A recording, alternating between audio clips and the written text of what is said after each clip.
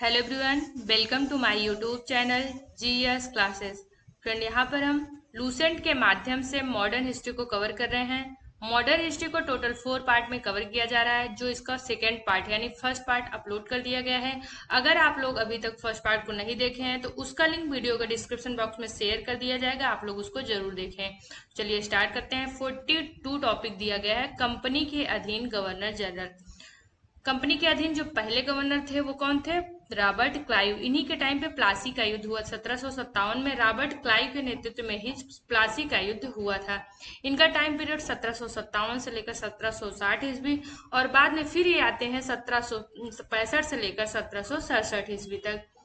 बंगाल के जो Robert Clive हैं, इन्हीं के टाइम पीरियड में द्वैध शासन व्यवस्था बंगाल में लागू हुई थी। द्वैध शासन व्यवस्था मतलब जो राजस्व वसूलने का कार्य था, सैनिक संरक्षण और फिर जो विदेशी मामले थे वो सारे कंपनी के अधीन कर दिए गए। वहीं शासन प्रशासन की जिम्मेदारी इन नवाब के हाथों में दी, यानी जिससे पैसा वगैरह मिलता था और जिसे पावर था, जैसे विदेशी मामले पैसे और पावर ये अपने हाथ में ले लेते हैं, वहीं शासन प्रशासन की जिम्मेदारी ये नवाब के हाथों में दी जाती है। इसी व्यवस्था को द्वैध शासन व्यवस्था के रूप में जाना जाता है, जो बंगाल में रॉबर्ट क्लाइव के नेतृत्व में लागू किया गया था।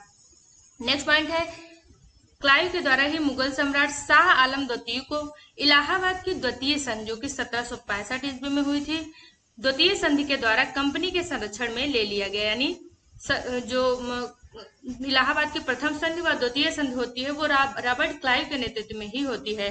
नेक्स्ट पॉइंट दिया गया है, रॉबर्ट क्लाइव ने बंगाल के समस्त क्षेत्र के लिए 2 उप दीवान, बंगाल के लिए मोहम्मद रजा खां, वहीं बिहार के लिए राजा सिताब राय की नियुक्ति की। इंपॉर्टेंट क्वेश्चन है, पूछा जाता है कि बंगाल के लिए जो उप दीवान थे वो कौन थे? मोहम्मद रजा खां। वहीं बिहार के लिए राजा सिताब राय को उप दीवान के रूप में नियुक्त किया गया। नेक्स्ट पॉइंट है, अन्य गवर्नर जनरल यानी रॉबर्ट क्लाइव के बाद जो अन्य गवर्नर जनरल आए उनका नाम क्या है? वेरेलास्ट। इनका टाइम पीरियड 1767 से लेकर 1769 ईस्वी तक। कार्टियर, इनका टाइम पीरियड 1769 से लेकर 1772 ईस्वी तक।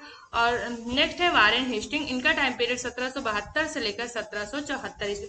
वेरेलास्ट और कार्टियर क्योंकि इनके बारे में कोई खास काम नहीं करते हैं किए थे और इनके बारे में क्वेश्चन नहीं पूछा जाता, इसलिए इसमें जो दिया गया है नेक्स्ट है वारेन हेस्टिंग के बारे में हम लोग अच्छे से पढ़ेंगे। कंपनी के अधीन गवर्नर जनरल।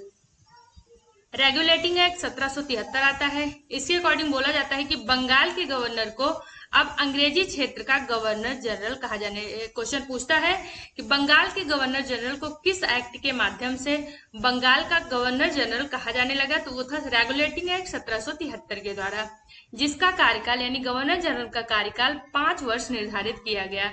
मद्रास एवं बंबई के जो गवर्नर जनरल थे उन्हें बंगाल के गवर्नर जनरल के अधीन कर दिया। यानी जो मद्रास और बंबई तीन यहाँ इन प्रेसिडेंसी में अलग अलग गवर्नर हुआ करते थे, इन सभी को मर्ज करके बंगाल के गवर्नर जनरल के रूप में स्थापित किया गया। इस प्रकार भारत में कंपनी के अधीन प्रथम गवर्नर जनरल अगर पूछे तो वो थे वारेन हेस्टिंग। इनका टाइम पीरियड 1774 से लेकर 1785 ईस्वी तक था, यानी रेगुलेटिंग एक्ट 1773 आता है। इसके बाद गवर्नर का जो नाम था वो बदलकर गवर्नर जनरल कर दिया जाता है। भारत के पहले गवर्नर जनरल कौन होते हैं? वारेन हेस्टिंग होते हैं।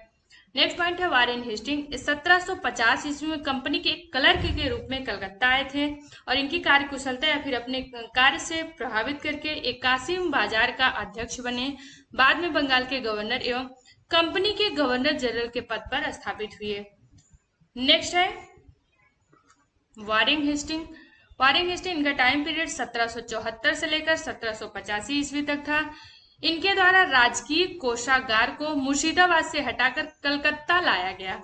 नेक्स्ट पॉइंट दिया गया है 1772 ईस्वी में इसने प्रत्येक जिले में एक फौजदारी तथा दीवानी अदालतों की स्थापना की। क्वेश्चन पूछा जाता है कि किस गवर्नर जनरल के द्वारा फौजदारी एवं दीवानी अदालतों की स्थापना की जाती है? तो वो है वारेन हेस्टिंग। नेक्स्ट पॉइंट है, इंपॉर्टेंट पॉइंट है, 1781 ईस्वी में कलकत्ता में मुस्लिम शिक्षा के विकास के लिए प्रथम मदरसा स्थापित करने का श्रेय वारेन हेस्टिंग को जाता है। नेक्स्ट है 1782 ईस्वी में जोनाथन डंकन ने बनारस में संस्कृत विद्यालय की स्थापना की। जोनाथन क्योंकि 1782 में की थी, तो यह किसके कार्यकाल में होता है? तो वारेन हेस्टिंग के कार्यकाल में होता है। तो ये भी पूछा जाता है कि किसके समय में बनारस में संस्कृत विद्यालय की स्थापना होती है, तो वह जो है वारेन हेस्टिंग के टाइम पीरियड में होती है। नेक्स्ट पॉइंट है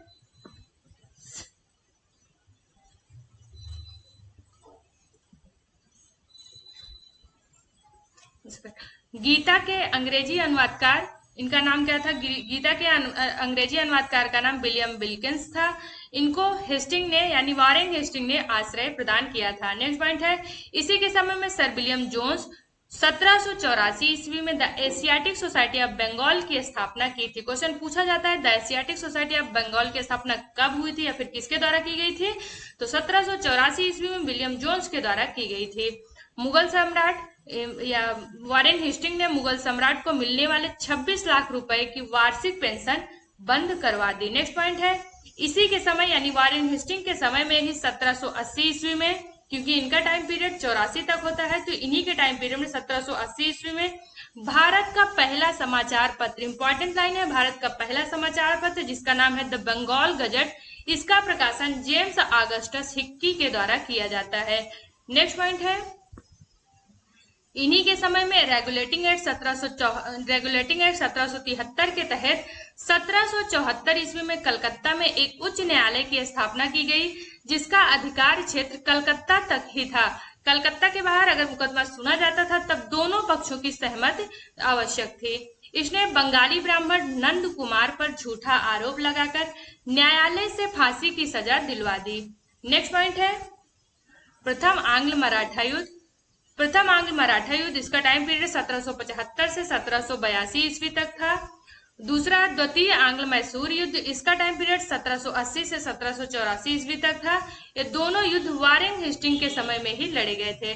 प्रथम आंग्ल मराठा युद्ध सालबाई के संधि के द्वारा समाप्त होता है, वहीं द्वितीय आंग्ल मैसूर युद्ध ये मंगलोर की संधि के द्वारा समाप्त होता है। कब? जो सालबाई की संधि पूछा जाता है ये 1782 ईस्वी में होता है, वहीं 1784 ईस्वी में मंगलोर की संधि होती है। नेक्स्ट पॉइंट दिया गया है इसी के टाइम पीरियड में यानी वारेन हेस्टिंग के टाइम पीरियड में ही बोर्ड ऑफ रेवेन्यू की स्थापना की जाती है। क्वेश्चन पूछा जाता है बोर्ड ऑफ रेवेन्यू की स्थापना किसके द्वारा की जाती है? तो वारेन हेस्टिंग के द्वारा बोर्ड ऑफ रेवेन्यू की स्थापना की जाती है। नेक्स्ट पॉइंट जो कि नोट के फॉर्म में दिया गया है कि पिट्स इंडिया एक्ट 1784 के विरोध में इस्तीफा देकर जब वारेन हेस्टिंग फरवरी 1785 ईस्वी में अंग्रेज पहुंचा तो बर्क द्वारा उसके ऊपर महाभियोग लगाया गया, परंतु 1795 ईस्वी यानी 10 साल बाद इसे आरोपों से मुक्त कर दिया गया। क्वेश्चन पूछा जाता है कि वारेन हेस्टिंग पर किसके द्वारा जो है महाभियोग लगाया गया था? तो वो है बर्क के द्वारा महाभियोग लगाए गए थे। फिर क्वेश्चन को ऐसे पूछते हैं कि निम्नलिखित में से किस गवर्नर जनरल के ऊपर महाभियोग लगाया गया था? तो उनका नाम क्या था? Warren Hasting. नेक्स्ट है sir John Macpherson. Sir John Macpherson, इनका टाइम पीरियड 1785 से लेकर 1786 ईस्वी तक था। यह एक अस्थायी गवर्नर जनरल के रूप में नियुक्त किए गए थे। नेक्स्ट है और इम्पोर्टेंट है लॉर्ड कॉर्नवालिस, इनका टाइम पीरियड 1786 से लेकर 1793 ईस्वी तक, और बाद में 1805 में भी इनकी नियुक्ति की जाती है, लेकिन ये इनकी डेथ हो जाएगी। तो नेक्स्ट पॉइंट इनके बारे में दिया गया, कॉर्नवालिस के बारे में दिया गया है कि इनके समय में जिले के समस्त अधिकार एक कलेक्टर के हाथों में देगी, यानी कलेक्टर को मोस्ट पावरफुल बनाने का कार्य कॉर्नवालिस को ही जाता है। इसने भारतीय न्यायाधीशों से युक्त जिला फौजदारी अदालतों को समाप्त कर उसके स्थान पर 4 भ्रमण करने वाले अदालतें, जिसमें 3 बंगाल में और 1 बिहार के लिए जो है नियुक्त किए। कॉर्नवालिस के द्वारा मोस्ट इंपोर्टेंट लाइन है 1793 ईस्वी में प्रसिद्ध कॉर्नवालिस कोड का निर्माण करवाया, जो शक्तियों के पृथक्करण सिद्धांत पर आधारित था। यानी कॉर्नवालिस कोड जो है वो शक्तियों के पृथक्करण सिद्धांत पर आधारित था। नेक्स्ट लाइन है पुलिस कर्मचारियों के वेतन में वृद्धि के साथ ही ग्रामीण क्षेत्रों में पुलिस अधिकार प्राप्त जमींदारों को इस अधिकार से वंचित कर दिया। नेक्स्ट लाइन है कंपनी के कर्मचारियों के व्यक्तिगत व्यापार पर प्रतिबंध लगा दिए, जिला में पुलिस थाना की स्थापना की और एक दरोगा को इसका इंचार्ज, यानी जो पुलिस थाना है उसका इंचार्ज दरोगा को बनाया। नेक्स्ट पॉइंट है भारतीयों के लिए सेना में सूबेदार, जमादार, प्रशासनिक सेवा में मुंसिफ, सदर, अमीन या फिर डेप्यूटी कलेक्टर से ऊंचा पद नहीं बना। यानी सबसे ऊंचा पद जो भारतीयों के लिए बनाया गया था वो था डेप्यूटी कलेक्टर। इसके ऊपर जो है जो अधिकारी होते थे वो यूरोपियन या फिर इंग्लैंड के ही होते थे। नेक्स्ट पॉइंट है, इसने 1793 ईस्वी में अस्थायी बंदोबस्त की या अस्थायी बंदोबस्त प्रणाली लागू की। अस्थायी बंदोबस्त प्रणाली के अंतर्गत क्या होता था कि जमींदार को जो है राजस्व वसूलने का अधिकार दिया गया था और बोला गया था कि राजस्व का कुल यानी राजस्व का 90% जमींदार कंपनी को दे देंगे और 10% वो अपने पास रखेंगे। यानी जो है 10/11 मतलब 10वां, जैसे 11 रुपए अगर वो वसूलते हैं तो 11 रुपए में 10 रुपए कंपनी को दे देंगे और 1 रुपए जो जमींदार थे वो अपने पास रखेंगे। यही कारण है कि इसमें ज्यादा से ज्यादा राजस्व की वसूली की गई, जिसके तहत किसानों में आक्रोश भी देखा गया और इसका विरोध भी किया गया। नेक्स्ट पॉइंट है, अस्थायी बंदोबस्त योजना की जो है वो जॉन सोर ने बनाई थी। क्वेश्चन ये भी पूछा जाता है कि यह व्यवस्था किसके द्वारा बनाई गई थी, तो जॉन सोर के द्वारा यह व्यवस्था बनाई गई थी और भारत में कार्नवालिस के द्वारा इसे लागू किया गया था। इसने बंगाल, बिहार, उड़ीसा, बनारस, मद्रास के उत्तरी जिलों में लागू किया गया। कहाँ कहाँ पर? बंगाल, बिहार, उड़ीसा, वहीं उत्तर प्रदेश के बनारस में तथा मद्रास के उत्तरी जिलों में इस व्यवस्था को लागू किया गया। इसमें जमींदार भू राजस्व की दर तय करने के लिए स्वतंत्र, यानी जमींदार जितना राजस्व तय करते थे वही वसूली की जाती थी। यही कारण था कि इस व्यवस्था के अंतर्गत किसानों का अधिक से अधिक जमींदारों के द्वारा शोषण किया गया। नेक्स्ट पॉइंट है, कार्नवालिस को भारत में नागरिक सेवा का जनक कहा जाता है और इन्हीं के द्वारा सबसे ज्यादा जो प्रशासनिक सेवा या फिर जो कलेक्टर वगैरह थे इनकी पावर बहुत ज्यादा बढ़ा दी जाती है। यही कारण है कि कार्नवालिस को भारत में नागरिक सेवा का जनक माना जाता है। नेक्स्ट पॉइंट है, लॉर्ड वेलेजली। लॉर्ड वेलेजली, इनका टाइम पीरियड 1798 ईस्वी से 1805 ईस्वी तक है।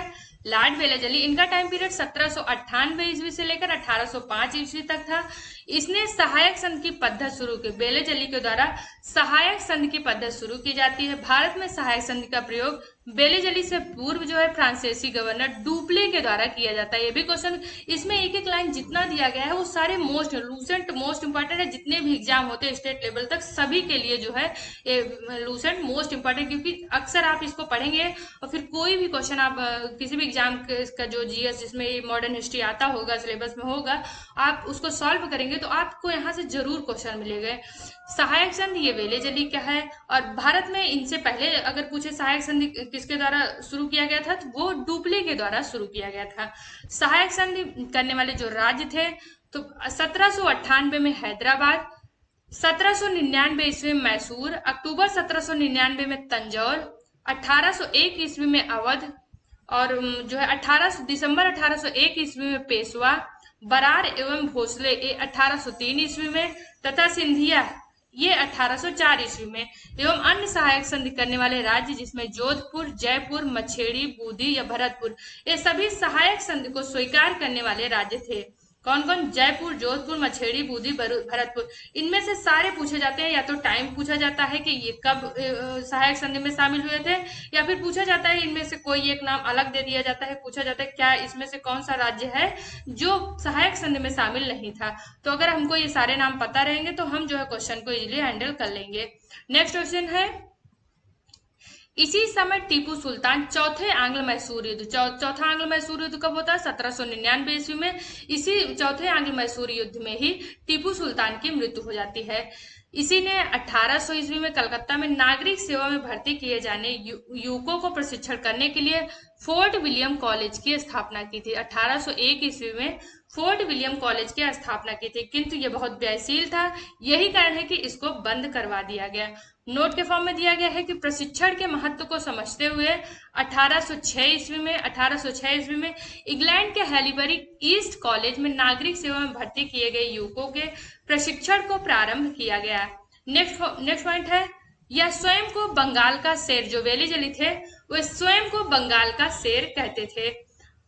नेक्स्ट है, लॉर्ड कार्नवालिस का 1805 ईस्वी में दूसरा कार्यकाल शुरू हुआ परंतु शीघ्र ही उनकी मृत्यु हुई। लॉर्ड कार्नवालिस के बारे में बताया गया है कि इनका 1805 ईस्वी में दूसरा कार्यकाल शुरू होता है लेकिन तुरंत ही इनकी मृत्यु हो जाती है। नेक्स्ट पॉइंट है, सरजाज बालो, इनका टाइम पीरियड 1805 से लेकर 1807 ईस्वी। सरजाज बालो का टाइम पीरियड 1805 ईस्वी से लेकर 1807 ईस्वी तक था। इनके बारे में एक ही क्वेश्चन मोस्ट इंपॉर्टेंट है कि 1806 ईस्वी में इन्हीं के टाइम पीरियड में वेल्लूर में सिपाही विद्रोह हुआ था। कब पूछा जाता है वेल्लोर में सिपाही विद्रोह कब हुआ था? वह 1806 ईस्वी में हुआ था। उस समय सर जॉर्ज बालो एक गवर्नर जनरल के पद पर नियुक्त थे। नेक्स्ट पॉइंट है लॉर्ड मिंटो प्रथम, इनका टाइम पीरियड 1807 से लेकर 1813 ईस्वी में था। इन्हीं के समय में रणजीत सिंह एवं अंग्रेजों के मध्य मोस्ट इंपोर्टेंट संधि अमृतसर की संधि होती है। अमृतसर की संधि 25 अप्रैल 1809 ईस्वी में किसके मध्य होती है? रणजीत सिंह व अंग्रेजों के मध्य होती है। इसमें मध्यस्थता का कार्य चार्ल्स मेटकाफ के द्वारा किया जाता है और इसी के समय यानी लॉर्ड मिंटो के समय ही चार्टर एक्ट 1813 आता है। वही लॉर्ड मिंटो के समय में ही एक चार्टर एक्ट जो है 1809 आता है। इसी एक्ट के द्वारा मुस्लिम के लिए जो है जिसे माले मांटेगू संधि के तहत या फिर माले मांटेगू चमछोट के तहत जाना जाता है और इसी में मुस्लिमों के लिए जो है अलग से निर्वाचन प्रणाली शुरू की जाती है। और नेक्स्ट पॉइंट है या फिर नेक्स्ट गवर्नर जनरल के रूप में दिए गए हैं lord Hastings. Next governor general के रूप में दिए गए लॉर्ड हेस्टिंग, इनका टाइम पीरियड 1813 से लेकर 1823 ईस्वी तक था। इन्हीं के समय में आंग्ल नेपाल युद्ध जो कि 1814 से 1816 के मध्य हुआ था और इसमें नेपाल के अमर सिंह थापा को आत्मसमर्पण करना पड़ा। मार्च 1816 ईस्वी में अंग्रेजों एवं गोरखाओं के मध्य संगोली की संधि होती है और इसी के द्वारा आंग्ल नेपाल युद्ध समाप्त हो जाए, यानी 1816 ईस्वी में संगोली की संधि के माध्यम से ही आंग्ल नेपाल युद्ध की समाप्ति होती है। नेक्स्ट टाइम है लॉर्ड हेस्टिंग के ही टाइम में पिंडारियों का दमन कर दिया गया। किसका दमन? पिंडारियों का दमन लॉर्ड हेस्टिंग के टाइम में किया गया था। पिंडारियों के प्रमुख नेता अगर पूछे तो वासिल मोहम्मद, चीतू एवं करीम खां ये पिंडारियों के प्रमुख नेता थे। इसने मराठाओं की शक्ति को अंतिम रूप से समाप्त कर दिया, यानी जो लॉर्ड हेस्टिंग थे उन्हीं के टाइम पीरियड में जो जो पेशवा पद था वो 1818 ईस्वी में पेशवा पद जो है वो समाप्त कर दिया जाता है। इसने प्रेस पर लगे प्रतिबंध को समाप्त कर देता है। प्रेस पर लगे प्रतिबंध को समाप्त कर प्रेस के मार्गदर्शन के लिए नियम बनाने का कार्य करते हैं। इन्हीं के समय में 1822 ईस्वी में टेनेंसी एक्ट या फिर काश्तकारी अधिनियम लागू होता है। ये सब लॉर्ड हेस्टिंग के टाइम में किया जाता है। नेक्स्ट गवर्नर जनरल के रूप में दिए गए हैं लॉर्ड एमहर्स्ट। लॉर्ड एमहर्स्ट इनका टाइम पीरियड 1823 ईस्वी से लेकर 1828 ईस्वी तक था। इन्हीं के टाइम पीरियड में प्रथम आंग्ल वर्मा युद्ध जिसका टाइम पीरियड 1824 से लेकर 1826 ईस्वी तक प्रथम आंग्ल वर्मा युद्ध लड़ा गया। 1826 ईस्वी में वर्मा एवं अंग्रेजों के बीच यानडूब की संधि हुई। 1824 ईस्वी में बैरकपुर का जो सैन्य विद्रोह है वो एमहर्स्ट के टाइम पीरियड में ही हुआ था। नेक्स्ट गवर्नर जनरल दिए गए हैं लॉर्ड विलियम बेंटिंक। इनका टाइम पीरियड 1828 से लेकर 1835 ईस्वी तक था। 1803 ईस्वी में यह मद्रास का गवर्नर था। इसी के समय यानी 1806 ईस्वी में जातीय चिन्ह न लगाने तथा कानों में बालियां न पहनने देने पर बेल्लोर के सैनिकों ने विद्रोह कर दिया, यानी बेल्लोर के सैनिकों के द्वारा जो विद्रोह किया जाता है वो विलियम बेंटिंक उस समय जो है मद्रास के गवर्नर रहते हैं। नेक्स्ट पॉइंट है 1833 के चार्टर एक्ट द्वारा बंगाल के गवर्नर जनरल को भारत का गवर्नर जनरल बना दिया, यानी 1833 का जो चार्टर एक्ट आता है उस चार्टर एक्ट के माध्यम से बंगाल के गवर्नर जनरल को पूरे भारत का गवर्नर जनरल बना दिया जाता है। इस अकॉर्डिंग भारत का पहला governor general Lord William Bentinck होता है, क्योंकि विलियम बेंटिंक का टाइम पीरियड 1828 से लेकर 1835 ईस्वी तक होता है। इसी बीच 1833 का एक्ट आता है, इसके द्वारा जो है बंगाल के गवर्नर जनरल को पूरे भारत का गवर्नर जनरल बना दिया जाता है। यही कारण है कि विलियम बेंटिंक भारत के पहले गवर्नर जनरल के पद पर नियुक्त होते हैं। नेक्स्ट पॉइंट है राजा राम मोहन राय। इनके द्वारा जो कुछ सामाजिक सुधार कार्य किए गए थे वो देख लेते हैं। राजा राम मोहन राय के सहयोग से विलियम बेंटिंक ने 1829 ईस्वी में सती प्रथा को समाप्त कर दिया। मोस्ट इंपोर्टेंट क्वेश्चन है, 1829 ईस्वी में सती प्रथा को समाप्त किया। बेंटिंक ने इस प्रथा के खिलाफ कानून बनाकर 1829 ईस्वी में धारा 17 के द्वारा विधवाओं के सती होने को अवैध घोषित कर दिया। नोट के फॉर्म में दिया गया, अकबर और मराठा पेशवाओं ने भी सती प्रथा पर रोक लगाने का प्रयास किया था। नेक्स्ट पॉइंट है, बेंटिंक ने कर्नल सलीमन की सहायता से 1830 ईस्वी में ठगी प्रथा को यानी सती प्रथा व ठगी प्रथा को समाप्त करने का श्रेय विलियम बेंटिंक को जाता है। नेक्स्ट पॉइंट है, सन 1835 ईस्वी में विलियम बेंटिंक एक कलकत्ता मेडिकल कॉलेज की स्थापना 1835 ईस्वी में कलकत्ता मेडिकल कॉलेज की स्थापना करते हैं। वहीं मैकाले की अनुशंसा पर अंग्रेजी को शिक्षा का माध्यम बनाने का कार्य किया गया। मैकाले द्वारा कानून का वर्गीकरण भी किया गया। नेक्स्ट पॉइंट है, बेंटिंक के द्वारा 1831 ईस्वी में मैसूर को तथा 1834 ईस्वी में कुर्ग एवं मध्य कचेर को हड़प लिया। इसने भारतीयों को उत्तरदायी पदों पर यानी विलियम बेंटिंक के द्वारा भारतीयों को उत्तरदायी पदों पर नियुक्त किया गया। इसके द्वारा शिशु बालिका की हत्या पर भी प्रतिबंध लगा दिया। बेंटिंक के द्वारा ये सारे जो है सामाजिक सुधार कार्य किए गए। शिशु बालिका की हत्या पर प्रतिबंध लगा दिया गया, सती प्रथा बैन किया गया जो है, और ठगी प्रथा को भी बैन करने का कार्य विलियम बेंटिंक के द्वारा ही किया गया था। नेक्स्ट गवर्नर जनरल है चार्ल्स मेटकॉफ। इनका टाइम पीरियड 1835 से लेकर 1836 ईस्वी तक था। इसने अपने 1 वर्ष के कार्यकाल में प्रेस पर से नियंत्रण को हटा लिया। यही कारण है कि चार्ल्स मेटकॉफ को भारतीय प्रेस का मुक्तिदाता कहा जाता है। नेक्स्ट गवर्नर जनरल है लॉर्ड ऑकलैंड। इनका टाइम पीरियड 1836 से लेकर 1882 ईस्वी तक था। इसके समय की सबसे महत्वपूर्ण घटना क्या थी कि प्रथम आंग्ल अफगान युद्ध। इसका टाइम पीरियड 1839 से लेकर 1842 ईस्वी जो कि लॉर्ड ऑकलैंड के टाइम में हुआ था। 1839 ईस्वी में ऑकलैंड ने कलकत्ता से दिल्ली तक ग्रैंड ट्रंक रोड की मरम्मत कराई, यानी प्रथम आंग्ल अफगान युद्ध, ग्रैंड ट्रंक रोड। व इन्हीं के समय में भारतीय विद्यार्थियों को डॉक्टरी की शिक्षा प्राप्त करने के लिए विदेश जाने की अनुमति संसद से ब्रिटिश संसद ने दे दी। यानी अगर पूछे ऑकलैंड के समय में क्या क्या घटनाएं हुई थी, तो प्रथम आंग्ल अफगान युद्ध, ग्रैंड ट्रंक रोड की मरम्मत व डॉक्टरी की एजुकेशन या फिर डॉक्टरी पढ़ने के लिए विदेश जाने की अनुमति दे दी गई। नेक्स्ट गवर्नर जनरल है लॉर्ड एलन बरो। इनका टाइम पीरियड 1842 से लेकर 1844 ईस्वी तक है। प्रथम आंग्ल अफगान युद्ध ये समाप्त होता है, यानी प्रथम आंग्ल अफगान युद्ध शुरू तो जो है इनके पहले वाले कार्यकाल में होता है, लेकिन जो समाप्त होता है वो एलन बरो के टाइम पीरियड में समाप्त हो जाता है। ऑकलैंड के समय में स्टार्ट होकर एलन बरो के टाइम पीरियड में समाप्त होता है। सिंध को अगस्त 1843 ईस्वी में पूर्ण रूप से ब्रिटिश साम्राज्य में मिला दिया गया। किसके द्वारा? लॉर्ड एलन बरो के द्वारा। क्वेश्चन पूछा जाता है किस गवर्नर जनरल के टाइम पीरियड में सिंध को पूर्ण रूप से ब्रिटिश साम्राज्य में मिला दिया गया था, तो वो थे लॉर्ड एलन बरो। नेक्स्ट है दास प्रथा का उन्मूलन। इन्हीं के टाइम पीरियड में जैसे सती प्रथा व ठगी प्रथा का उन्मूलन लॉर्ड विलियम बेंटिंक के द्वारा होता है, उसी तरह दास प्रथा का उन्मूलन लॉर्ड एलन बरो के टाइम पीरियड में होता है।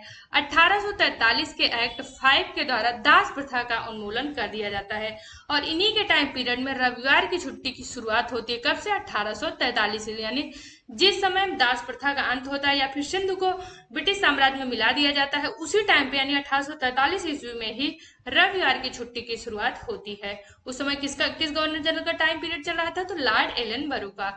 नेक्स्ट है लॉर्ड हार्डिंग। इनका टाइम पीरियड 1844 से लेकर 1848 ईस्वी तक है। इनके काल की सबसे महत्वपूर्ण घटना थी प्रथम आंग्ल सिख युद्ध। इसका टाइम पीरियड 1845 से लेकर 1846 ईस्वी तक था। प्रथम आंग्ल सिख युद्ध में अंग्रेज विजयी होते हैं और इन्हीं के द्वारा यानी लॉर्ड हार्डिंग के द्वारा नर बलि प्रथा पर प्रतिबंध लगाया गया था। नर बलि प्रथा पर प्रतिबंध लॉर्ड हार्डिंग के द्वारा लगाया गया था। नेक्स्ट है गवर्नर जनरल और मोस्ट इंपॉर्टेंट है, इनसे अक्सर क्वेश्चन पूछा जाता है, लॉर्ड हार्डिंग। इनका टाइम पीरियड 1848 से लेकर 1856 ईस्वी तक है। द्वितीय आंग्ल सिख युद्ध जो कि 1848-49 के मध्य लड़ा जाता है तथा पंजाब का ब्रिटिश शासन में विलय 1849 ईस्वी में। जगत प्रसिद्ध सिख राज्य का प्रसिद्ध हीरा कोहनूर हीरा महारानी विक्टोरिया को लॉर्ड डलहौजी के टाइम पीरियड में भेज दिया गया। द्वितीय आंग्ल बर्मा युद्ध जो कि 1892 ईस्वी में हुआ था। द्वितीय आंग्ल बर्मा युद्ध के द्वारा लोअर बर्मा एवं पीगू को अंग्रेजी साम्राज्य में मिला लिया गया। जैसे पहला आंग्ल बर्मा युद्ध 1824 से लेकर 1826 ईस्वी में होता है, उसी तरह द्वितीय आंग्ल बर्मा युद्ध 1852 ईस्वी में होता है और इस युद्ध के द्वारा लोअर बर्मा या पीगू को अंग्रेजी साम्राज्य में मिला दिया जाता है। डलहौजी ने सिक्किम पर 2 अंग्रेजी डॉक्टरों के साथ दुर्व्यवहार करने का आरोप लगाया और 1885 के तहत 1850 ईस्वी में सिक्किम पर अधिकार कर लिया।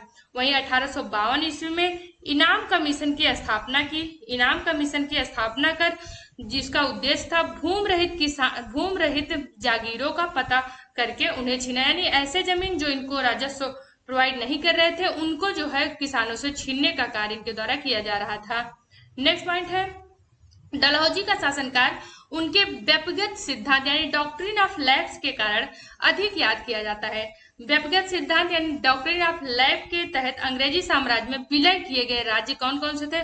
सबसे पहले सतारा को अंग्रेजी साम्राज्य में मिलाया गया 1848 ईस्वी में सतारा को, फिर जैतपुर को जो कि बुंदेलखंड में स्थित है, नेक्स्ट है संभलपुर को 1849 ईस्वी में जो कि उड़ीसा में स्थित है, नेक्स्ट है हिमाचल प्रदेश के बघाट को 1850 ईस्वी में, मध्य प्रदेश के उदयपुर को 1852 ईस्वी में तथा झांसी को 1853 ईस्वी में एवं नागपुर को 1854 ईस्वी में व्यक्तिगत सिद्धांत या हड़प नीति के तहत डलहौजी के हड़प नीति के तहत जो है अंग्रेजी साम्राज्य में शामिल किया जाता है। नेक्स्ट पॉइंट है सन 1856 ईस्वी में अवध को कुशासन का आरोप लगाकर अंग्रेजी राज्य में मिला लिया गया। इस समय अवध का नवाब वाजिद अली शाह था, यानी जब 1856 ईस्वी में अवध के नवाब कौन थे? वाजिद अली शाह। इन्हीं के टाइम पीरियड में अवध को कुशासन का आवाज या फिर अवध पर कुशासन का आरोप लगाकर अंग्रेजी साम्राज्य में मिला लिया गया। नेक्स्ट पॉइंट दिया गया 1856 ईस्वी में इसने तोपखाने के मुख्यालय को कलकत्ता से स्थानांतरित करके मेरठ पर स्थापित करते हैं तथा सेना का जो मुख्यालय है वो शिमला में स्थापित करने का श्रेय जाता है। शिक्षा संबंधी सुधारों में डलहौजी 1854 ईस्वी में वुड डिस्पैच को लागू करते हैं। इनके अनुसार जिलों में एंग्लो वर्नाकुलर स्कूल, प्रमुख नगरों में सरकारी कॉलेज तथा 1857 ईस्वी में तीनों प्रेसिडेंट कलकत्ता, मद्रास व बंबई में एक विश्वविद्यालय स्थापित किए गए। साथ ही प्रत्येक प्रदेश में एक शिक्षा निदेशक की नियुक्ति की गई। डलहौजी को भारत में रेलवे का जनक कहा जाता है क्योंकि इन्हीं के टाइम पीरियड में 16 अप्रैल 1853 ईस्वी को बंबई से ठाणे के मध्य जो कि जिनकी दूरी 34 किलोमीटर थी प्रथम रेल चलाई गई। किसके टाइम पीरियड में? डलहौजी के टाइम पीरियड में। यही कारण है कि डलहौजी को रेलवे का जनक कहा जाता है।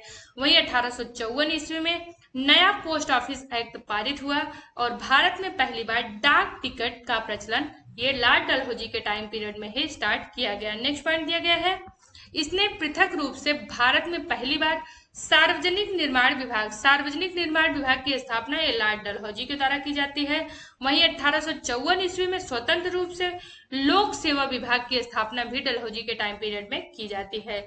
इसी के समय में 1853 ईस्वी में कलकत्ता एवं आगरा के बीच पहली बार बिजली से संचालित तार सेवा की शुरुआत की गई। तार सेवा, रेल सेवा, ये डाक सेवा, ये सारे जो कार्य हैं वो लॉर्ड डलहौजी के टाइम पीरियड में होते हैं। लॉर्ड डलहौजी इन्होंने शिमला को ग्रीष्मकालीन राजधानी बनाते हैं। 1853 ईस्वी के चार्टर एक्ट के द्वारा कंपनी के संचालन मंडल से कंपनी के प्रशासनिक अधिकारियों की नियुक्ति का अधिकार वापस ले लेते हैं। जो कंपनी के संचालन मंडल है अब वो कंपनी के अधिकारियों की नियुक्ति नहीं कर सकते हैं और 1853 ईस्वी से ही अधिकारियों की नियुक्ति के लिए प्रतियोगिता परीक्षा की व्यवस्था की गई, जिसके लिए उम्र जो है 18 से लेकर 23 वर्ष रखी गई। नोट के फॉर्म में दिया गया है कि सत्येंद्र नाथ टैगोर एक पहले भारतीय थे जिन्होंने 1863 ईस्वी में लंदन में हुई सिविल सेवा परीक्षा में सफलता प्राप्त की। वहीं 1922 ईस्वी में इलाहाबाद एवं लंदन, भारत में भी जो है ये सिविल सेवा परीक्षा के एग्जाम इलाहाबाद में कंडक्ट किया जाने लगा। इलाहाबाद एवं लंदन इन दोनों स्थानों पर साथ साथ सिविल सेवा परीक्षा का आयोजन किया जाने लगा। नेक्स्ट पॉइंट है, डलहौजी ने नर बल प्रथा को रोकने का प्रयास डलहौजी के द्वारा भी किया गया। नेक्स्ट गवर्नर जनरल है लॉर्ड कैनिंग। इनका टाइम पीरियड, लॉर्ड कैनिंग का टाइम पीरियड 1856 से लेकर 1862 ईस्वी तक है। कैनिंग ने भारत में कंपनी द्वारा नियुक्त अंतिम गवर्नर जनरल तथा ब्रिटिश सम्राट के अधीन नियुक्त भारत के प्रथम वायसराय हुए। कैनिंग के टाइम पीरियड में ही 1857 की क्रांति होती है। 1857 की क्रांति के बाद जो है ऐसा निर्णय आता है कि अब जो है जो गवर्नर जनरल होते हैं, गवर्नर जनरल को प्रथम या फिर वायसराय के रूप में भी नियुक्त किया जाने लगा, क्योंकि इनकी नियुक्ति ब्रिटिश सम्राट के द्वारा किया जाता है। यही कारण है कि गवर्नर जनरल जो थे वो वायसराय के रूप में परिवर्तित हो गए। इसके समय की सबसे महत्वपूर्ण घटना थी कि 1857 ईस्वी का ऐतिहासिक विद्रोह, 1857 ईस्वी का ऐतिहासिक विद्रोह लॉर्ड कैनिंग के टाइम पीरियड में हुआ था। इसी विद्रोह के बाद प्रशासनिक सुधार के अंतर्गत भारत का जो शासन है वो कंपनी के हाथों से सीधे ब्रिटिश सरकार के नियंत्रण में ले लिया गया। नेक्स्ट पॉइंट है, कैनिंग के समय इंडियन हाई कोर्ट एक्ट जो कि 1861 में पारित हुआ था, जिसके द्वारा बंबई, कलकत्ता एवं मद्रास में एक उच्च न्यायालय की स्थापना की गई। नेक्स्ट पॉइंट है, कैनिंग के समय में ही 1856 ईस्वी में विधवा पुनर्विवाह अधिनियम स्वतंत्र रूप से 1856 ईस्वी में विधवा पुनर्विवाह अधिनियम स्वतंत्र रूप से लागू हुआ। 1857 ईस्वी में कैनिंग के समय में ही महालेखा परीक्षक पद का सृजन किया गया। स्वतंत्रता के बाद यही महालेखा परीक्षक जो थे वो नियंत्रक एवं महालेखा परीक्षक यानी कैग के रूप में, जिनका आर्टिकल 148 में विवरण दिया गया है, कैग के रूप में इनकी नियुक्ति राष्ट्रपति के द्वारा की जाती है। भारत शासन अधिनियम 1857 की क्रांति के बाद भारत शासन अधिनियम 1858 आता है। इस अधिनियम के तहत मुगल सम्राट के पद को समाप्त कर दिया गया। अगर पूछे अंतिम मुगल सम्राट कौन थे तो बहादुर शाह द्वितीय, जिन्हें बहादुर शाह जफर के नाम से भी जाना जाता है, वो अंतिम मुगल सम्राट होते हैं। और मुगल सम्राट पद जो है भारत शासन अधिनियम 1858 के द्वारा समाप्त कर दिया जाता है। नेक्स्ट पॉइंट दिया गया है, लॉर्ड मैकाले द्वारा प्रारूपित दंड संहिता को 1858 ईस्वी में कानून बना दिया गया तथा 1859 ईस्वी में अपराध विधान संहिता लागू किया गया। अपराध विधान संहिता 1859 ईस्वी में लागू किया गया। नेक्स्ट पॉइंट है, व्यक्तिगत सिद्धांत यानी डॉक्ट्रिन ऑफ लाइफ यानी राज विलय की नीति भी इनके द्वारा समाप्त कर दिया गया। या फिर जो 1858 का एक्ट आता है उसके द्वारा जो लॉर्ड डलहौजी के टाइम पे हड़प नीति के द्वारा जो राज्य हड़पे गए थे उसको जो है इस नीति या फिर हड़प नीति यानी डॉक्ट्रिन ऑफ लाइफ की जो नीति थी उसको समाप्त कर दिया गया। 1861 ईस्वी में इंडियन काउंसिल एक्ट पारित हुआ तथा पोर्टफोलियो प्रणाली लागू की गई। नेक्स्ट है लॉर्ड एल्गिन। इनका टाइम पीरियड 1862 से लेकर 1863 ईस्वी तक था। इसने बहावी आंदोलन, लॉर्ड एल्गिन के द्वारा बहावी आंदोलन का दमन किया गया तथा 1863 ईस्वी में धर्मशाला जो कि हिमाचल प्रदेश में स्थित है वहां पर लॉर्ड एल्गिन की मृत्यु हो जाती है। नेक्स्ट पॉइंट है लॉर्ड लॉरेंस।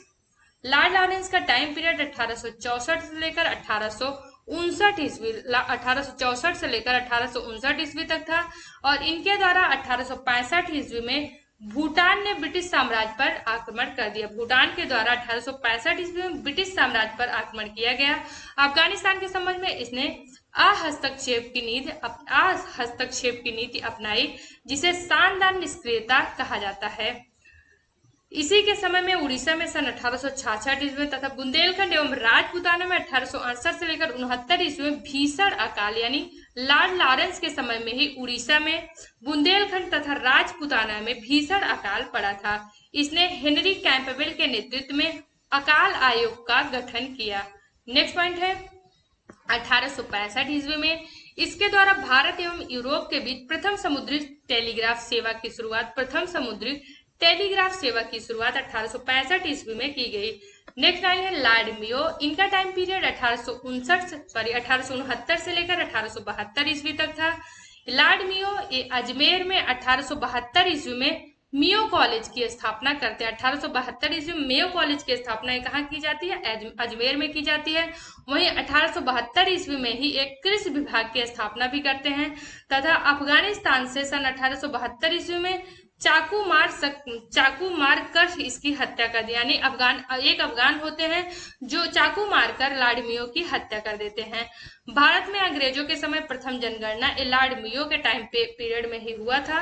वो किस समय हुआ था? 1872 ईस्वी में। अगर पूछे वैसे भारत में जनगणना कराने का जो प्रथम श्रेय वो लॉर्ड मियो के टाइम में होता है 1872 ईस्वी में। लेकिन अगर पूछे नियमित जनगणना तो लॉर्ड रिपन के टाइम पीरियड में 1881 से भारत में नियमित जनगणना जो है प्रणाली इसकी शुरुआत होती है। नेक्स्ट पॉइंट है लॉर्ड नॉर्थबुक इनका टाइम पीरियड 1872 से लेकर 1876 ईस्वी तक है। नॉर्थबुक को बंगाल में भयानक अकाल पड़ा। इनके टाइम पीरियड में बंगाल में भयानक अकाल पड़ता है। इसने बड़ौदा के मल्हार राव गायकवाड़ को भ्रष्टाचार के आरोप में पदच्युत कर मद्रास भेज दिया। लॉर्ड नॉर्थबुक ने यह घोषणा की कि मेरा उद्देश्य करों को हटाना तथा अनावश्यक वैधानिक कार्यवाहियों को बंद करना है। ये नॉर्थबुक के द्वारा जो है यह घोषणा की जाती है।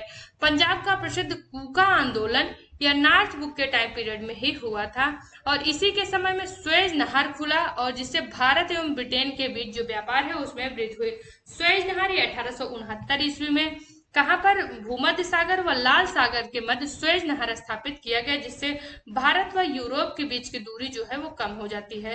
वहीं कूका आंदोलन ये 1872 ईस्वी में देखने को मिलता है और इसका जो है नेतृत्व करता कौन थे? तो बाबा राम सिंह इसके कूका आंदोलन के नेतृत्व करता थे।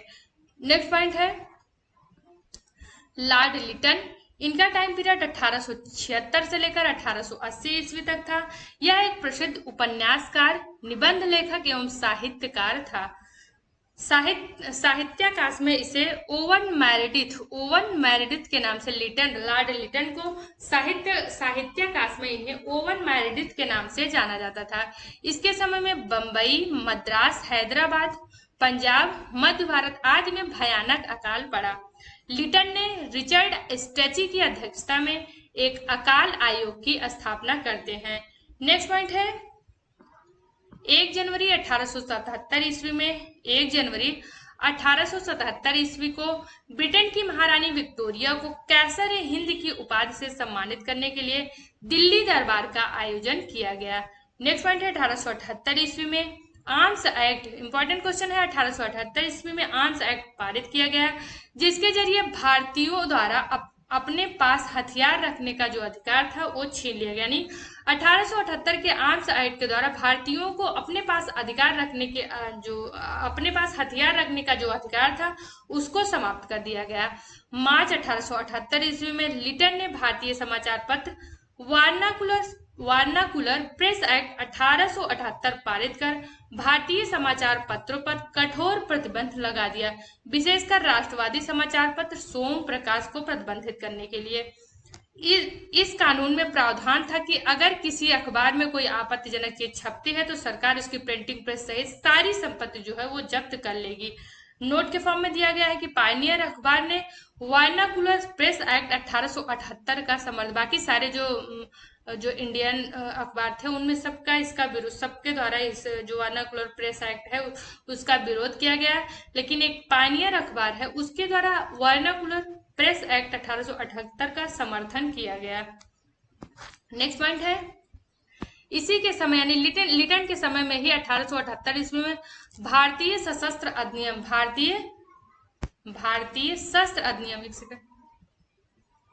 इन्हीं के समय में 1878 ईस्वी में भारतीय शस्त्र अधिनियम पारित हुआ जिसके तहत शस्त्र रखने एवं व्यापार करने के लिए लाइसेंस को अनिवार्य कर दिया गया। इसने सिविल सेवा परीक्षा को प्रवेश की अधिकतम आयु सीमा जो है वो घटाकर 19 वर्ष कर दिया गया और लिटन ने अलीगढ़ में एक मुस्लिम एंग्लो प्राच्य विद्यालय की स्थापना करते हैं। नेक्स्ट गवर्नर जनरल है लॉर्ड रिपन मोस्ट इंपॉर्टेंट है। इनका टाइम पीरियड 1880 से लेकर 1884 ईस्वी तक था। रिपन ने सर्वप्रथम समाचार पत्रों की स्वतंत्रता को बहाल करते हुए 1882 ईस्वी में वर्नाकुलर प्रेस एक्ट को समाप्त कर देते हैं। यानी वर्नाकुलर प्रेस एक्ट 1878 इसे लिटन के द्वारा स्टार्ट किया जाता है। वहीं लॉर्ड रिपन के द्वारा 1882 ईस्वी में वर्नाकुलर प्रेस एक्ट को समाप्त कर दिया जाता है। रिपन जो है उस सिविल सेवा परीक्षा की आयु 19 वर्ष से बढ़ाकर 21 वर्ष कर देते हैं। रिपन इन्हें स्थानीय स्वशासन की शुरुआत की या रिपन के द्वारा स्थानीय स्वशासन की शुरुआत की जाती है। यही कारण है कि रिपन को भारतीय स्थानीय स्वशासन का जनक के रूप में भी जाना जाता है। इन्हीं के समय में 1881 ईस्वी में सर्वप्रथम नियमित जनगणना कराने का श्रेय रिपन को ही जाता है। जैसे भारत में प्रथम जनगणना 1872 ईस्वी में 1872 ईस्वी में लॉर्ड मियो के टाइम पीरियड में शुरू होता है। वहीं अगर पूछे भारत में सर्वप्रथम नियमित जनगणना तो ये लॉर्ड रिपन के टाइम पीरियड में 1881 ईस्वी में शुरू की जाती है। तब से लेकर अब तक भारत में प्रत्येक 10 वर्ष के अंतराल पर जनगणना होती है। नेक्स्ट पॉइंट नोट के फॉर्म में दिया गया है। भारत में पहली जनगणना 1872 ईस्वी में लॉर्ड मियो के टाइम पीरियड में हुई थी।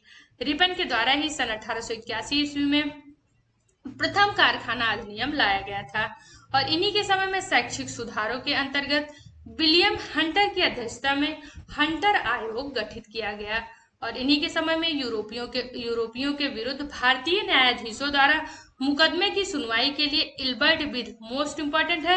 1883 ईस्वी में इल्बर्ट बिल प्रस्तुत किया गया, लेकिन यूरोप वासियों के द्वारा इसका प्रबल विरोध किया गया। यही कारण है कि इस बिल को वापस ले लिया गया। जो अंग्रेजों के द्वारा इसका विरोध किया गया तो उस विद्रोह को श्वेत विद्रोह के नाम से जाना जाता है।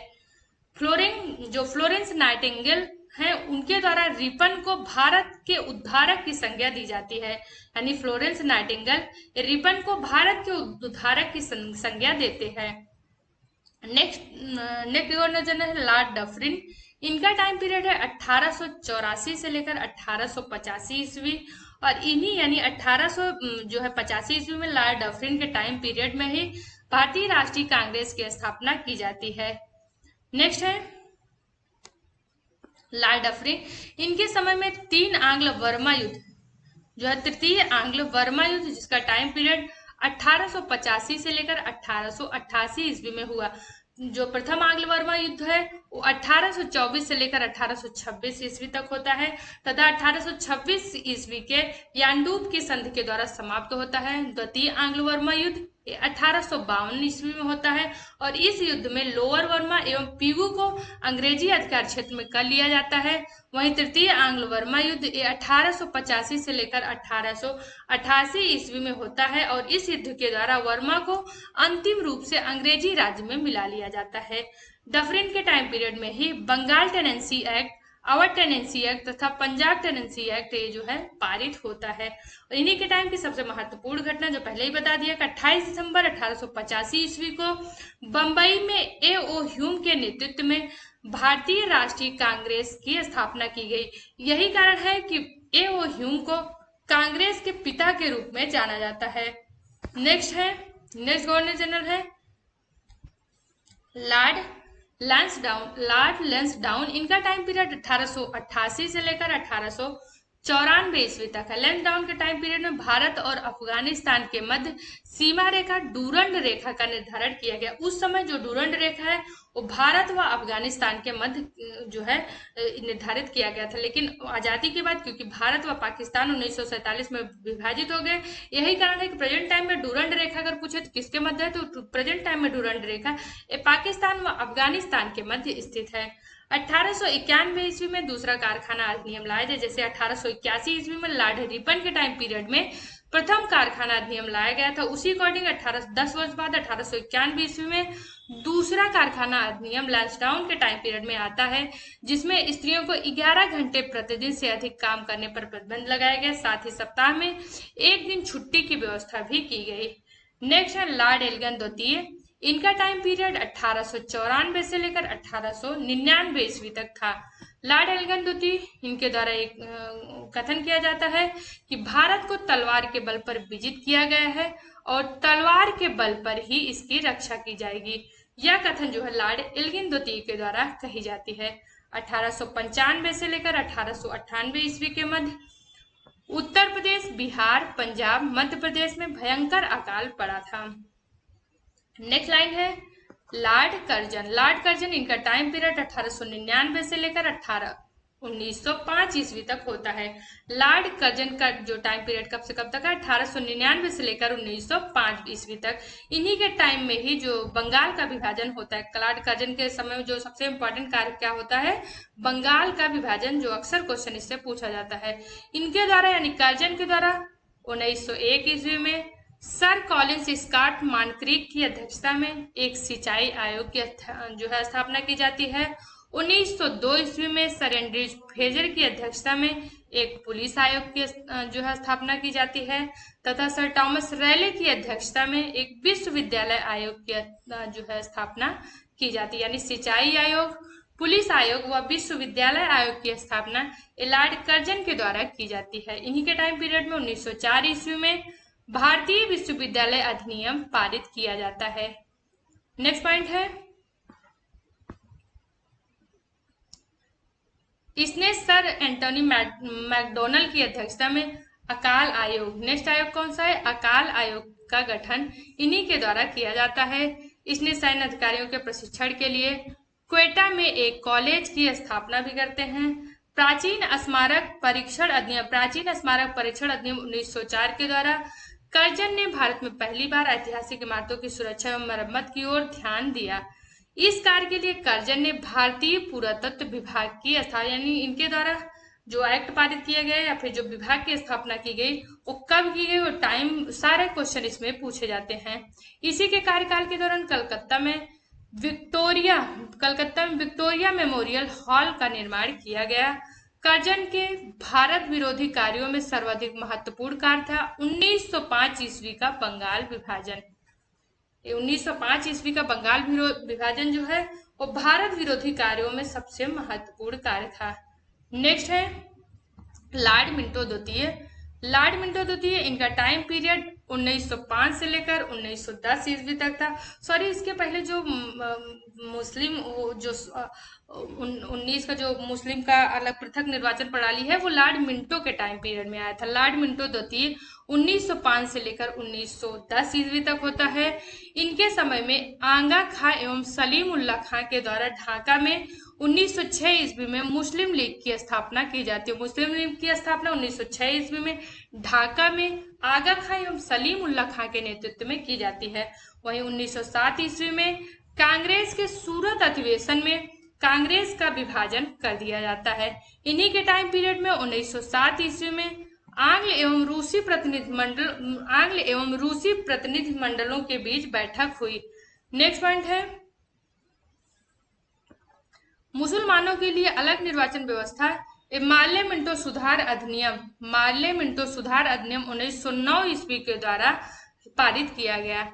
नेक्स्ट पॉइंट है लॉर्ड हार्डिंग द्वितीय। इनका टाइम पीरियड 1910 से लेकर 1916 ईस्वी। यही इसके पहले बताया था कि मुस्लिम के लिए अलग निर्वाचन व्यवस्था मार्ले मिंटो सुधार अधिनियम 1909 के द्वारा पारित किया। इसको हम थोड़ा पहले मतलब इसी वीडियो में थोड़ा पहले बोल दिया है कि मार्ले मिंटो सुधार अधिनियम 1809 जो बोला है वो 1909 ईस्वी में पारित होता है और इसी अधिनियम के द्वारा मुसलमानों को पृथक निर्वाचन प्रणाली की व्यवस्था की जाती है।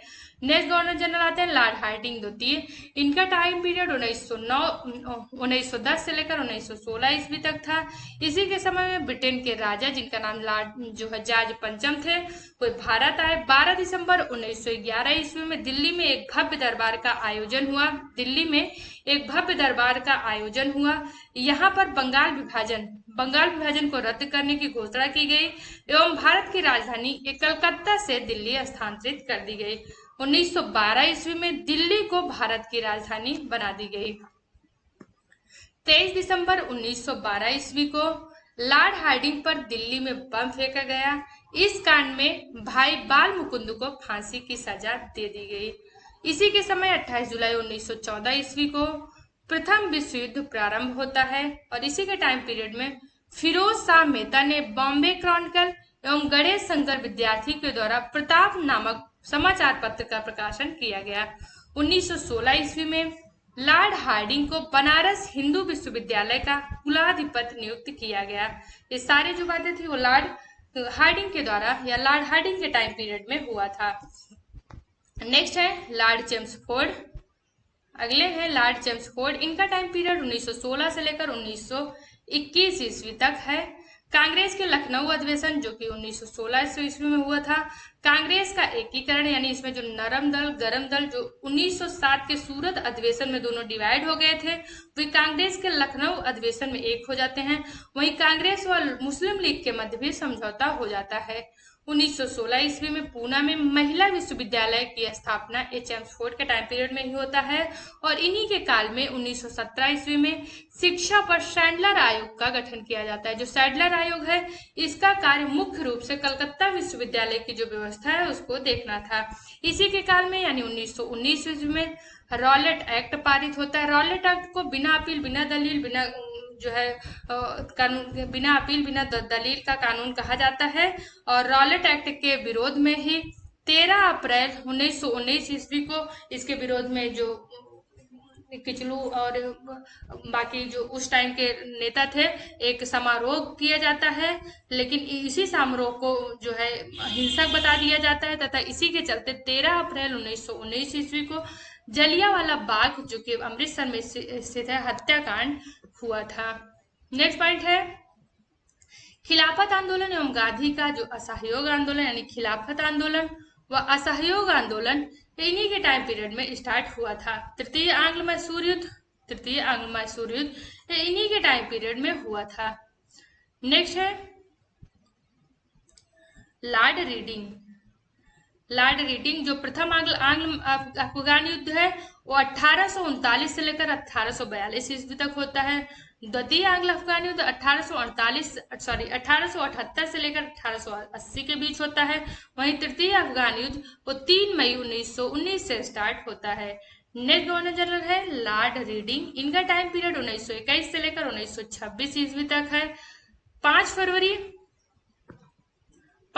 1919 ईस्वी की डेट इंपॉर्टेंट है। घटी चौरी चौरा कांड जो कि उत्तर प्रदेश के गोरखपुर में स्थित है। उसके बाद महात्मा गांधी ने अपना असहयोग आंदोलन वापस ले लिया यानी असहयोग आंदोलन जो 1920 में स्टार्ट हुआ था वो 5 फरवरी 1922 को चौरी चौरा कांड के द्वारा वापस ले लिया जाता है।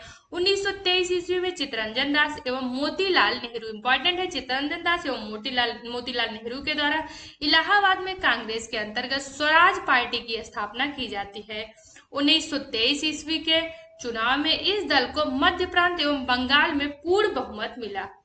नेक्स्ट पॉइंट है इसी काल में ही प्रिंस ऑफ वेल्स ने नवंबर 1921 ईस्वी में भारत की यात्रा की। इस दिन पूरे भारत में हड़ताल का आयोजन किया गया और 1921 ईस्वी में मोपला विद्रोह को क्वेश्चन पूछा जाता है। मोपला विद्रोह कब होता है तो केरल के मालाबार में मोपला विद्रोह 1921 ईस्वी में शुरू होता है। 1921 ईस्वी में ही यमन राय द्वारा भारतीय कम्युनिस्ट पार्टी का गठन किया जाता है। भारत में 1922 ईस्वी में इलाहाबाद में सिविल सेवा परीक्षा की शुरुआत की जाती है। भारत में जो है इलाहाबाद में 1853 के द्वारा सिविल सेवा परीक्षा जो है करानी लंदन में शुरू की गई थी, लेकिन 1920 से जो है लंदन के साथ साथ इलाहाबाद में भी सिविल सेवा परीक्षा का आयोजन किया जाने लगा। 1922 ईस्वी में विश्व भारती विश्वविद्यालय ने कार्य करना प्रारंभ किया तथा 1925 ईस्वी में प्रसिद्ध आर्य समाजी राष्ट्रवादी नेता स्वामी श्रद्धानंद का निधन हो जाता है या उनकी हत्या स्वामी श्रद्धानंद की हत्या कर दी जाती है। नेक्स्ट है लॉर्ड इरविन। इनका टाइम पीरियड 1826 से लेकर 1831 ईस्वी तक है। लॉर्ड इरविन इनके टाइम पीरियड में 3 फरवरी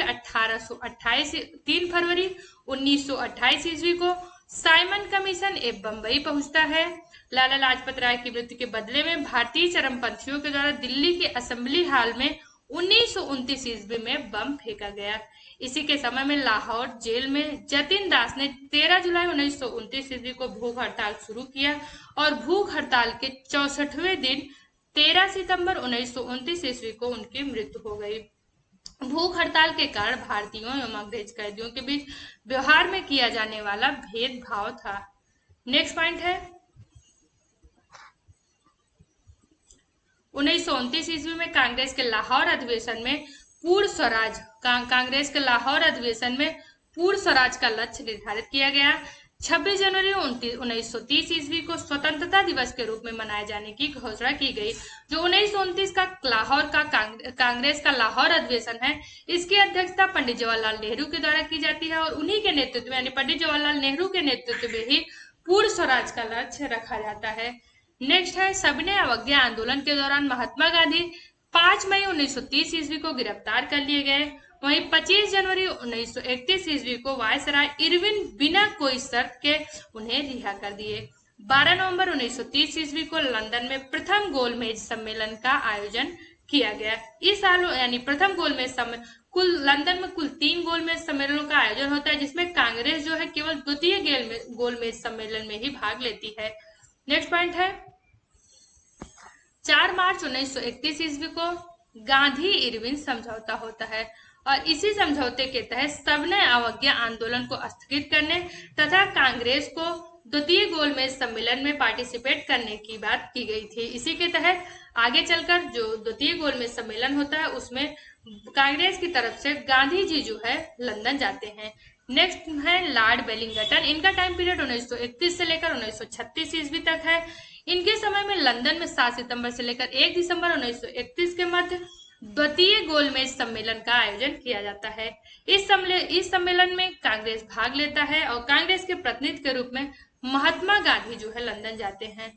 दूसरे गोलमेज सम्मेलन में असफलता के बाद महात्मा गांधी 3 जनवरी 1932 ईस्वी को दोबारा अवज्ञा आंदोलन या सविनय अवज्ञा आंदोलन जो है ये प्रारंभ कर देते हैं, क्योंकि जो महात्मा गांधी है वो दलित अलग से निर्वाचन अलग से मांग रही थी, बाकी मुस्लिम का अलग, तो इसी कारण जो है ये जो द्वितीय गोलमेज सम्मेलन है वो सफल नहीं रहा और इसके सफलता को देखते हुए 3 जनवरी 1932 ईस्वी को गांधी जी के द्वारा दूसरी बार सविनय अवज्ञा आंदोलन की शुरुआत कर दी जाती है।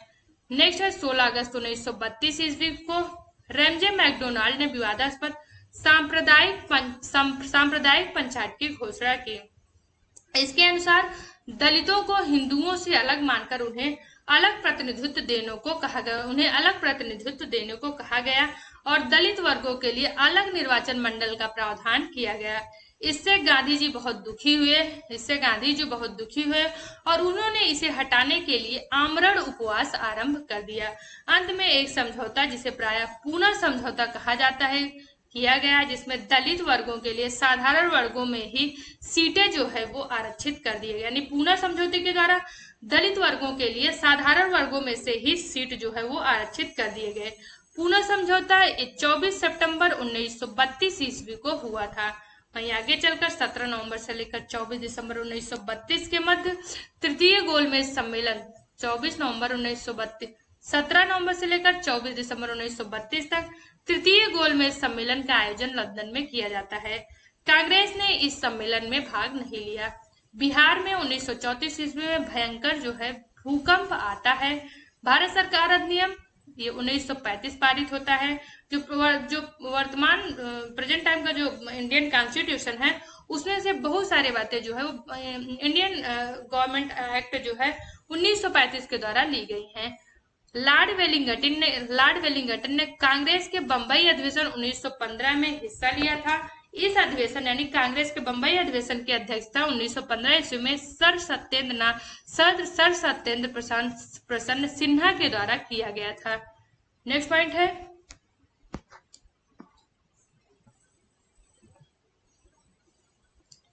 Lord Linlithgow.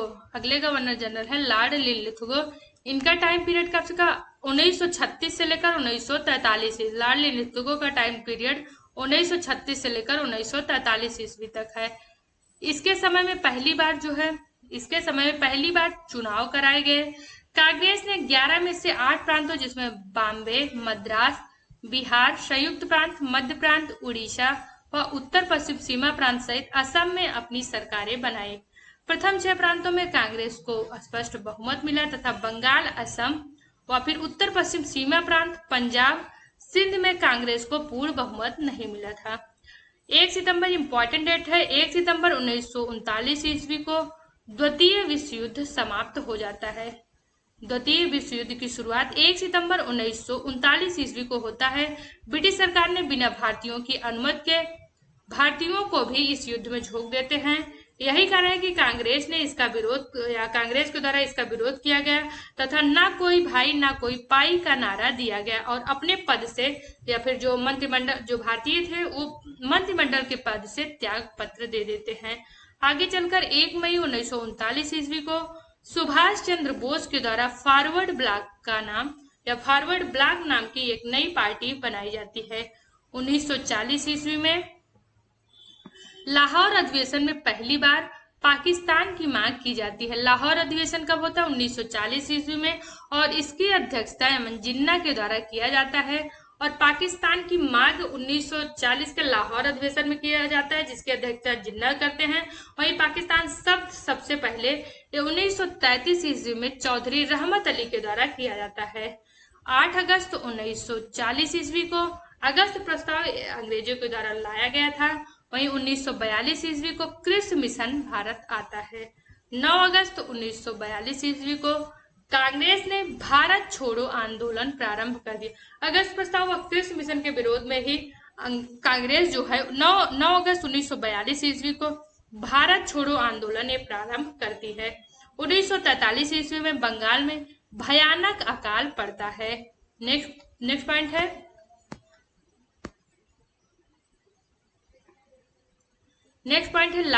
Lord label. इनका टाइम पीरियड 1844 लॉर्ड बेबल का टाइम पीरियड 1944 से लेकर 1947 ईस्वी तक है। इन्हीं के टाइम पीरियड में शिमला समझौता लॉर्ड बेबल के टाइम पीरियड में ही सबसे पहले शिमला समझौता 1945 में होता है। कैबिनेट मिशन 1946 में भारत आता है। इस मिशन के सदस्य स्टेफोर्ड क्रिप्स, फैथिक लॉरेंस व फिर एबी अलेक्जेंडर थे। 20 फरवरी 1947 ईस्वी को प्रधानमंत्री लॉर्ड क्लेमेंट इटली जो कि लेबर पार्टी से रिलेटेड थे उन्होंने हाउस ऑफ कॉमन्स में यह घोषणा की कि जून 1948 ईस्वी तक प्रभुसत्ता भारतीयों के हाथों दे दिया जाएगा। नेक्स्ट पॉइंट है लॉर्ड माउंटबेटन। इनका टाइम पीरियड मार्च 1947 से लेकर जून 1948 तक रहता है। सत्ता हस्तांतरण के लिए 24 मार्च 1947 ईस्वी को भारत का गवर्नर जनरल लॉर्ड माउंटबेटन को बनाया गया। 3 जून 1947 ईस्वी को माउंटबेटन योजना की घोषणा की जाती है। क्वेश्चन पूछा जाता है माउंटबेटन योजना की घोषणा कब की जाती है? तो 3 जून 1947 ईस्वी में। और इस यानी माउंटबेटन योजना में भारत विभाजन शामिल था। 4 जुलाई 1947 ईस्वी को ब्रिटिश संसद में इटली द्वारा भारतीय स्वतंत्रता विधेयक प्रस्तुत किया गया जिसे 18 जुलाई 1947 ईस्वी को स्वीकृति मिली। यानी 4 जुलाई को यह विधेयक प्रस्तुत किया गया तथा 18 जुलाई को इसको स्वीकृति मिली। विधेयक के अनुसार भारत व पाकिस्तान 2 स्वतंत्र राष्ट्रों की घोषणा की गई। नेक्स्ट पॉइंट है 15 अगस्त 1947 ईस्वी को भारत स्वतंत्र हुआ। 15 अगस्त 1947 को भारत स्वतंत्र हुआ। स्वतंत्र भारत का प्रथम गवर्नर जनरल लॉर्ड माउंटबेटन ही था। वहीं स्वतंत्र भारत के प्रथम एवं अंतिम गवर्नर जनरल चक्रवर्ती राजगोपालाचारी थे जो प्रथम भारतीय और फिर अंतिम गवर्नर जनरल के रूप में नियुक्त किए गए थे। इसके बाद गवर्नर जनरल का जो पद है वो समाप्त कर दिया गया। नेक्स्ट है 1857 की क्रांति। यहाँ पर जो जितने भी गवर्नर जनरल है उनके बारे में जितनी पॉइंट दिया गया सबको कवर कर लिया गया। अब थोड़ा सा इसमें 1857 की क्रांति के बारे में बताया गया तो उसको देख लेते हैं। 1857 की क्रांति 29 मार्च 1857 ईस्वी को मंगल पांडे नामक एक सैनिक ने बैरकपुर में गाय की चर्बी मिले कारतूसों को मुंह से काटने से स्पष्ट मना कर दिया। यही कारण है कि 8 अप्रैल 1857 ईस्वी को जो मंगल पांडे हैं उनको फांसी दे दी गई। मंगल पांडे 34वें बंगाल नेटिव इन्फेंट्री से संबंधित थे। 10 मई 1857 ईस्वी के दिन मेरठ से जो है 1857 की क्रांति की शुरुआत होती है। 1857 की क्रांति के समय अगर पूछे भारत का गवर्नर जनरल तो लॉर्ड कैनिंग था एवं ब्रिटेन का प्रधानमंत्री लेबर पार्टी से रिलेटेड पामस्टन था। यहाँ पर जो 1857 के बारे में जो बातें हैं अलग अलग इतिहास के द्वारा 1857 को किस नाम से जाना जाता है उसको दिया गया, उसको देख लेते हैं। इसमें दिया गया है कि भारत का जो प्रथम स्वतंत्रता संग्राम भारत यानी 1857 का क्रांति भारत का प्रथम स्वतंत्रता संग्राम था या बीडी सावरकर के द्वारा कहा गया था।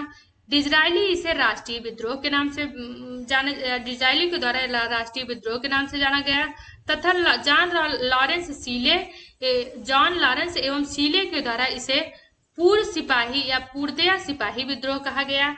जेम्स आउट्रम एवं डब्ल्यू टेलर के द्वारा यह अंग्रेजों के विरुद्ध हिंदू एवं मुसलमानों का षड्यंत्र था यह कहा गया।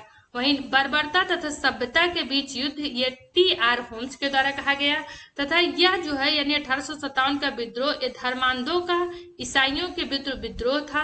यह E.R. रीज के द्वारा यह नाम दिया गया। नेक्स्ट है 1857 का विद्रोह प्रमुख क्रांति जो है किस स्थान पर और उसका नेतृत्व किसके द्वारा किया जा रहा था इसको देख लेते हैं। बात करें दिल्ली की तो दिल्ली में 1857 के विद्रोह का नेतृत्व बहादुर शाह जफर और जो है वक्त खां के द्वारा किया गया था। कानपुर में नाना साहेब एवं धुंधपंत तथा तात्या टोपे के द्वारा किया गया था। नेक्स्ट नाना साहेब को धुंधपंत के नाम से जाना जाता तात्या टोपे के द्वारा किया गया था। लखनऊ में बेगम हजरत माल जिन्हें महक परी के नाम से जाना जाता है उनके द्वारा जो है इसका नेतृत्व किया गया। झांसी में रानी लक्ष्मीबाई के द्वारा जो है 1857 के विद्रोह का नेतृत्व किया गया। इलाहाबाद में लियाकत अली करते हैं। जगदीशपुर में कुंवर सिंह, बरेली में खान बहादुर खान, फैजाबाद में मौलवी अहमद दुल्ला तथा फतेहपुर में अजीमुल्ला खां के द्वारा 1857 की क्रांति का नेतृत्व किया जाता है। नोट के फॉर्म में दिया गया तात्या टोपे का वास्तविक नाम जो है रामचंद्र पांडुरंग था। 18 अप्रैल 1859 ईस्वी को शिवपुरी में अंग्रेजों द्वारा इन्हें फांसी पर लटका दिया जाता है। तो फ्रेंड यहाँ पर जो गवर्नर जनरल से रिलेटेड जितना क्वेश्चन बन सकता था वो 1857 की क्रांति को जो लूसेंट में दिया गया है ब्रीफली इसको कवर किया गया है। तो फ्रेंड अगर आपको हमारा वीडियो अच्छा लगा हो तो प्लीज हमारे वीडियो को लाइक करें और अगर आप हमारे चैनल में फर्स्ट टाइम विजिट कर रहे हो तो हमारे चैनल को सब्सक्राइब करें। Thank you.